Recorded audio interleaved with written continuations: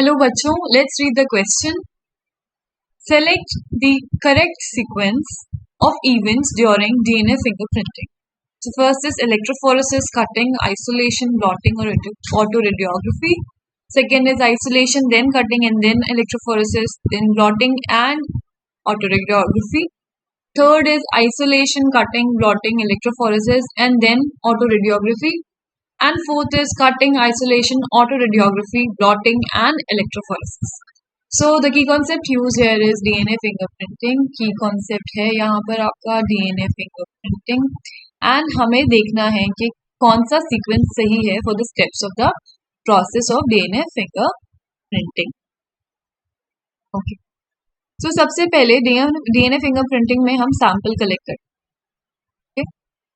Let's suppose there is a crime scene है and वहां पे या तो हमें हेयर मिलता है या फिर हमें सलाइवा मिलती है. ओके, कप्स पे लगी हुई सलाइवा मिलती है या फिर we get blood sample. Okay, so best is blood sample. Let's take blood sample. Okay, so now you need to imagine with me and then we will be one by one seeing the steps. ठीक है, तो सबसे पहले हमें blood मिला. अब blood का हमने क्या करना है, हमने ब्लड में से डीएनए को निकालना है. ठीक है, कोई भी सैंपल मिलता है, हमारा ऑब्जेक्टिव होता है to isolate DNA from. Okay, तो कोई भी अगर सैंपल मिलेगा तो firstly we will isolate DNA from it. Okay, so first step हो गया isolation of DNA. Let me write it down.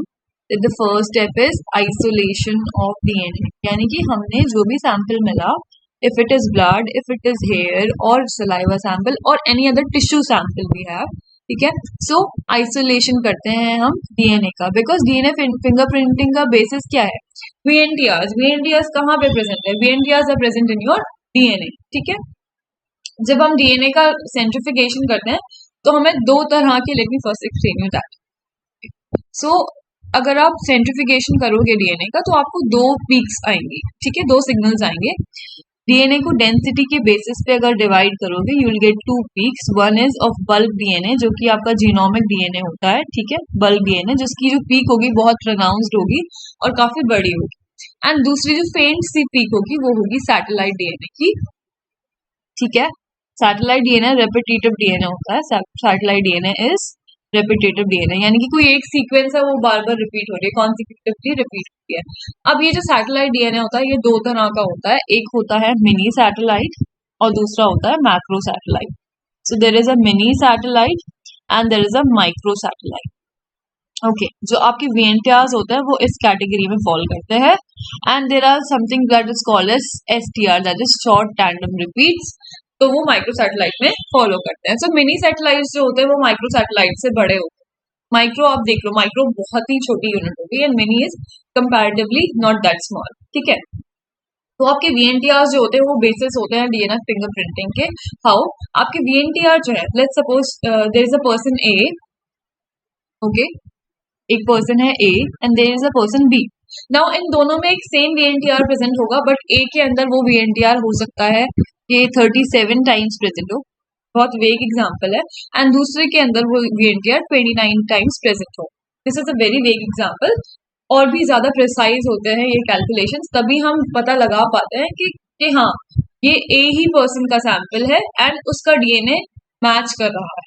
ठीक है, सो वीएनटीआर्स जो होते हैं उनका copy number, there is a term called copy number. Copy number मतलब वो कितने टाइम्स रिपीट हो रहा है. कॉपी नंबर मतलब number of times it is repeating. तो उस बेसिस पे हम डीएनए फिंगरप्रिंटिंग करते हैं.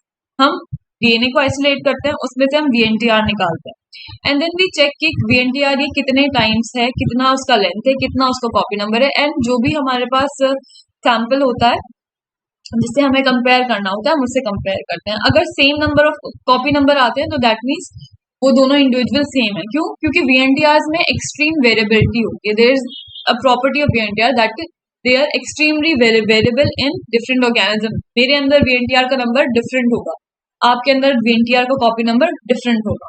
ठीक है, जिससे भी कॉपी नंबर मैच कर गया उसी का डीएनए. ठीक है, सो नाउ यू अंडरस्टैंड कि डीएनए फिंगरप्रिंटिंग का बेसिस क्या है, वीएनटीआर्स. ठीक है, वीएनटीआर्स. तो हमें बेसिकली सैंपल से वीएनटीआर निकालने होते हैं, राइट. नाउ लेट्स सपोज हमारे पास ब्लड सैंपल था, हमने उससे ब्लड सैंपल था हमारे पास, वाज द सैंपल, एंड हमने इससे कर लिया आइसोलेट डीएनए को, ठीक है, आइसोलेट कर लिया डीएनए को। अब जो आपका डीएनए है वो बहुत वास्ट है, वो बहुत बड़ा है, ठीक है। आई टोल्ड यू कि उसके दो पार्ट्स हैं, अगर आपको उसको डेंसिटी के बेसिस पे अगर आप उसको डिफरेंशिएट करो, एंड जो मेजर पार्ट है दैट इज 99.9% वो बल्क डीएनए का है, एंड 0.1% है वो सैटेलाइट डीएनए, उसमें भी आपको कैटेगराइज डाउन करना है वीएनटीआर के लिए। तो दैट मीन्स आइसोलेट करने के बाद डीएनए को आपको करना है उसको डाइजेस्ट, ठीक है, आप करोगे डीएनए को डाइजेस्ट या कह लो कट करोगे डीएनए को, ठीक है। You will cut the DNA to obtain, cut the DNA to obtain for obtaining VNTR, obtaining VNTR. अब कैसे कट करना है, कहाँ पे कट करना है, ये सारा जो काम है हमने असाइन कर दिया एक एंडोन्यूक्लियेजेस को, जिनको बोलते हैं हम रेस्ट्रिक्शन एंडोन्यूक्लियेजेस, मॉलिक्यूलर सीजर, ठीक है। इनको पता होता है एग्जैक्टली कहाँ पे कट करना, ठीक है। सो रेस्ट्रिक्शन एंडोन्यूक्लियेजेस ने हमारे डीएनए को कट कर दिया, एंडोन्यूक्लियेजेस, ठीक है, डीएनए को कट कर दिया रेस्ट्रिक्शन एंडोन्यूक्लियेजेस ने। इनको पता होता है कि हाँ यहाँ पे, यहाँ से आप लेके यहाँ तक आपके वीएनटीआर शुरू होते हैं, तो ये डीएनए को फ्रेगमेंट में कट कर देते।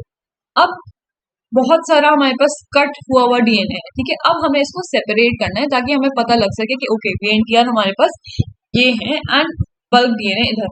तो रेस्ट्रिक्शन एंडोन्यूक्लियस ने कट तो कर दिया, लेट्स सपोज कि ये आपके पास डीएनए था, आइसोलेट किया आपने, ओके, ये आपके पास डीएनए था ना, अब आपने इसको कट भी करा दिया, बट अभी भी ये उसी सैंपल उसी के साथ रखा हुआ है, तो आप डिस्टिंग्विश नहीं कर सकते कि कौन सा डीएनए कहाँ है।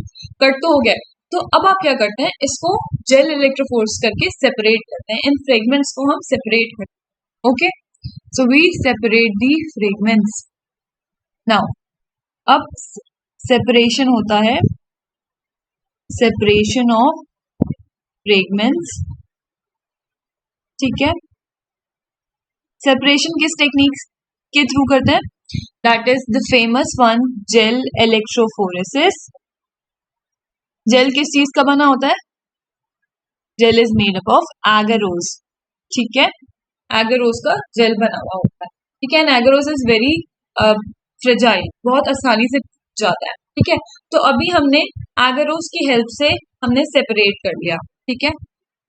मैं show you this way, this is your gel, ठीक है, ये आपका नेगेटिव इलेक्ट्रोड है, this is the positive electrode, यहीं पे वेल होगी, यहाँ पे आपने कटेड डीएनए डाला एंड उस पर फिर इलेक्ट्रिसिटी रन कराई, तो आपका जो डीएनए है आप जिस तरीके से मिल जाएगा, यहाँ पे बड़ा डीएनए होगा, यहाँ पे और छोटा, एंड यहाँ पे सबसे छोटा। क्यों, क्योंकि जेल इलेक्ट्रोफोरेस में जो सेपरेशन होता है वो साइज की बेसिस पे होता है, वो डेंसिटी के बेसिस पे होता है, ठीक है, एंड साइज एंड चार्ज के बेस पे होता है। Late me write down, gel electrophoresis में जो सेपरेशन होता है वो साइज एंड चार्ज के बेसिस पे होता है। तो जब भी आप उस पर इलेक्ट्रिसिटी लगाओगे तो आपका डीएनए सेपरेट हो जाएगा।